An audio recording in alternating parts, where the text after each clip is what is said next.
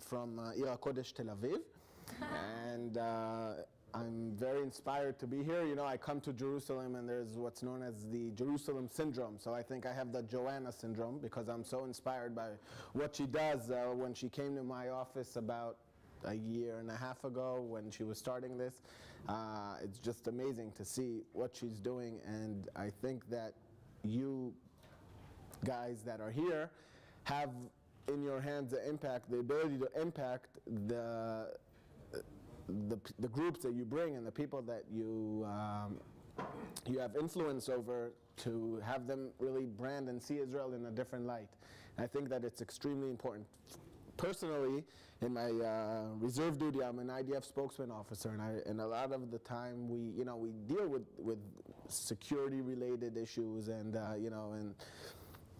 and when I travel abroad, I see that it doesn't really interest people anymore. What interests people about Israel is, people have their preset opinions about Israel either way, security-wise. It doesn't matter to anyone anymore. You're not going to convince them. You can't be right or wrong. It doesn't matter. To someone in Finland, he doesn't care. But when you show them things that are proactive and things such as the ideas that we see here, that's what they really connect to. Personally, now at my office, I have two people that came to Israel. Both of them are going. One from Brazil, from Sao Paulo. One from Lyon, from France. They have no connection to Israel as Jews or things that you would imagine that they would come here to Israel for. They come because they want to get a piece of the startup nation, which was mentioned, and the innovation and all that. One thing I'd like to go back a second about is back to what Eli was talking about in United Hatzalah. So Zavi was mentioning earlier about Tikkun Olam. What he does, in my opinion, is Tikkun Olam. This guy, he's a full-time volunteer. He has a small real estate business that works for itself, more or less, and he does this completely voluntarily. So it's amazing stuff. Last year they had over 200,000 cases that volunteers went out to. That's crazy. That's amazing. And because of a Meshuggah like him, he is a real entrepreneur. He's a real yazam.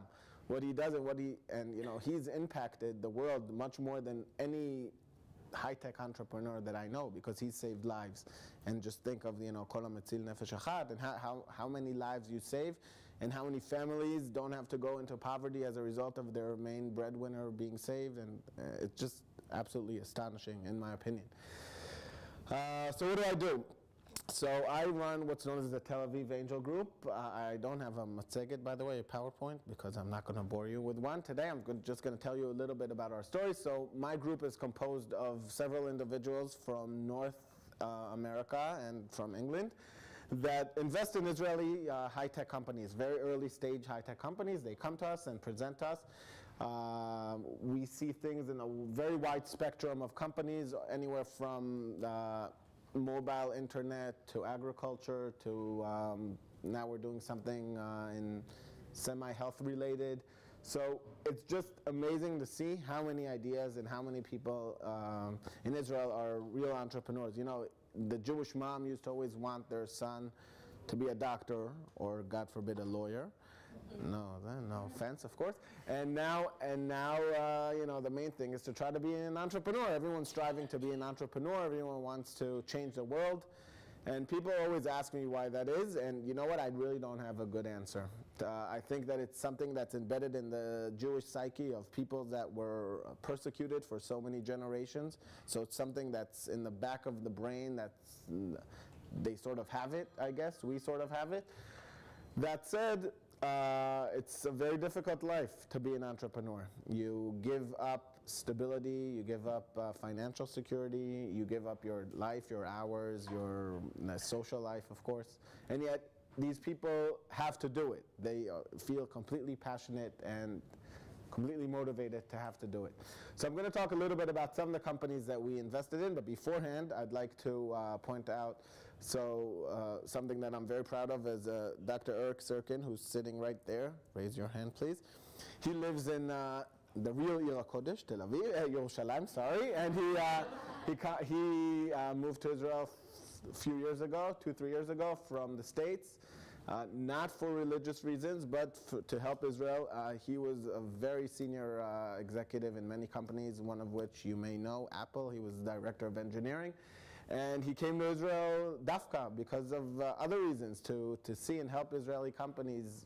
And just 2 days ago, we were interviewed. They're doing a documentary film now. The Startup Nation is actually doing, the book is doing a documentary film. And the last question they asked us was, so what's the next thing? Because, you know, we see a lot of innovation, a lot of ideas. What's the next thing? So we just briefly said the next thing is Israel. And that's what we really believe in. So we get a lot of groups that want to come over. We sit in Rothschild in Tel Aviv. And they, groups such as the ones that you here lead. And I think it's incredibly important that you show them the new Israel, the future of the world, by the way, which can and is coming out of Israel. And we all know, you know, that people always talk about the fact that, you know, all these haters of Israel, like Iran and all that, you know, they use Israeli computer, Israeli chips, and Israeli medicine, and so on and so forth. All these things don't matter. You don't need to prove to anyone, in my opinion, you know, that we're either good, better, or it doesn't matter. All you have to do is focus on innovation and actually doing. A few ideas of companies that we recently are involved in. Last company which we just invested in developed a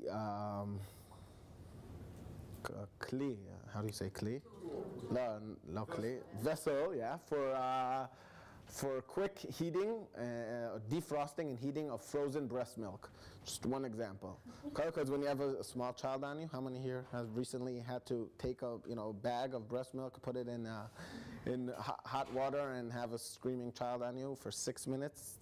It takes 6 minutes to defrost, so this would take 30 seconds. It's a big deal. Another company we've invested in has developed a chip for early detection of viral disease in chicken coops, meaning that you could actually help stop the spread of viral diseases. You know what's going on now in China, for instance. It's coming out of Israel. Company prior to that that we did is developing mobile games for cell phones. Another company we did develops computer vision technology to see the air pressure in cars. That's very, very important when you have a car fleet. So if you could have optimal air pressure in your car, you save gas, safety, and emissions, of course.